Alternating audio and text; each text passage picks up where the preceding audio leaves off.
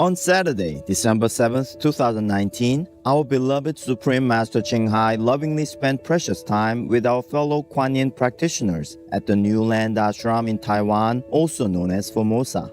Master finished reading the story of Chandana from the book about the venerated Lord Mahavira and expounded on the hardships the great saints and enlightened masters must endure in this world, and how, as spiritual practitioners, it's best for us to live simpler lives. This is the life that you should aspire to. Simple. 2-3 pair of clothes, you're happy, you're free. Truly, freedom is the best. It's the best of everything. Yes. Now live like Lord Mahavira. Yeah? Not even any stitch on your body. It is very funny how any practitioners, a true practitioner, the one who will be master or something, will be tested to the extent of their last endurance. But that's the way it is, actually. Just like gold, It's not beautiful like this. Huh? It has to be grilled in the very vicious fire, and then has to be beaten, and have to be confined into mold and shape, and then have to be even sculpted with chisel and with hammer, and then it become a beautiful piece of jewelry. That is the envy of the world. Similar, most great person in the history has been going through a lot of test, hammer, trimming, and unbearable situation. They have to bear the unbearable. They have to endure the unendurable. Many things like that. And then you are tamed, then you're trimmed, you're sculpted into a perfect shape inside, that you're ready to do a great job. Then you have no more attachment to anything at all. Having or not having, to you is the same.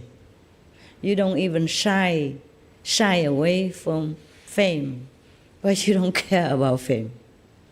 You are just whatever, the arrangement of heaven. You are just that. You just do whatever you have to do, regardless of your own liking or not liking.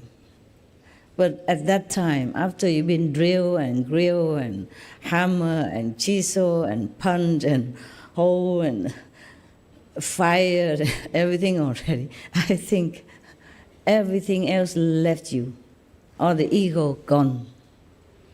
Then God can manifest.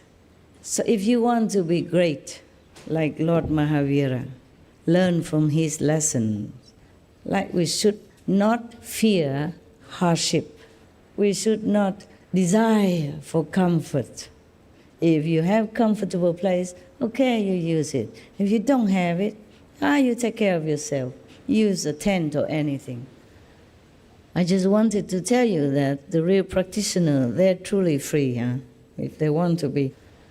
He practiced for 12 years before he became completely enlightened and confident enough to teach other people. Right now, he's still free, being tested and chisel and trim and cut and fire and drown and starve, ridicule, torture and anything still continue. Yet, he's in the process of getting ready to do a great job. Imagine. But even then, even though without knowing, at that time, Lord Mahavira is already blessing the world and those who has affinity with him. It's not like wait until he became a truly official enlightened master, then the karma would come. No, karma already come. That's why he suffers so much. He suffers also because of some karma of his also. But it cannot be that much. No, it's added on by the world karma, even though without him knowing at that time yet. But he began to know more already. So he knew that he has to wait for the princess, this captured and harassed and tortured princess, to give him food. Otherwise, 5.5 months he went around eating nothing. Master then read how Lord Mahavira was able to free Chandana from her life of imprisonment through his impossible resolution, where he would accept alms for breaking his fast only from a princess who had become a slave, plus various other conditions that needed to be fulfilled. After 5 months and 26 days of not eating, the venerated one approached Chandana's door. And then she heard the footsteps and a murmur of a crowd.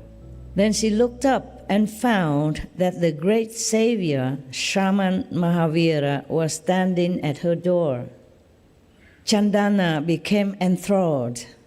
She thought, "Oh, thank Lord, you have yourself come to my rescue from this pitiable condition." She forgot all her misery, and the pain turned into joy as if every cell in her body was dancing. She tried to stand. "Welcome, O Lord, please accept something from these wretched hands." Prabhu took a step forward and stopped.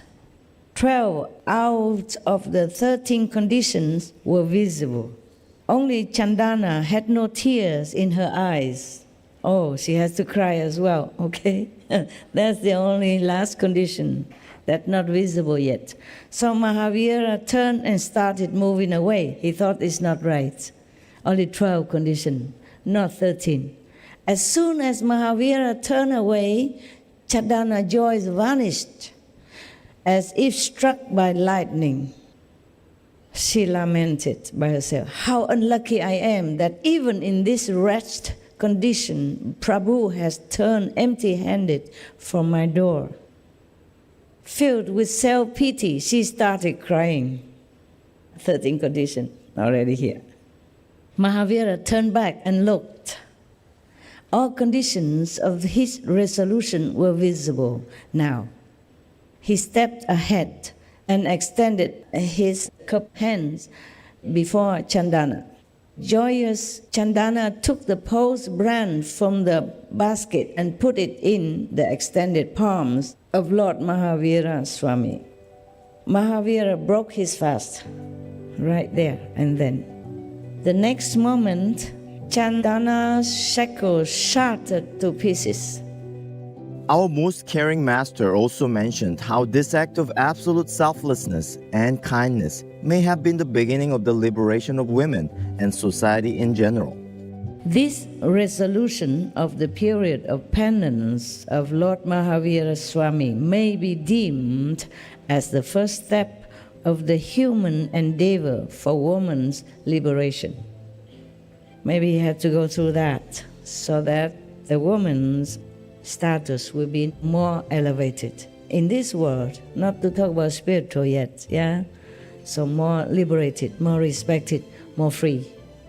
Because in old time, women cannot go out of the house. In some countries nowadays, still like that, cannot go out alone. So they think Lord Mahavira had to endure all this in order to help humans' status to begin to step into a liberated kind of society.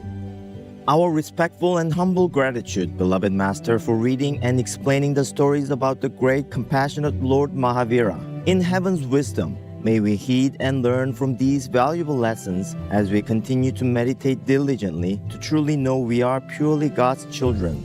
May most merciful Master remain ever healthy, happy, and safe in the protective grace of the Divine. For the full broadcast of this lecture by Supreme Master Ching Hai, please tune in to Between Master and Disciples at a later date.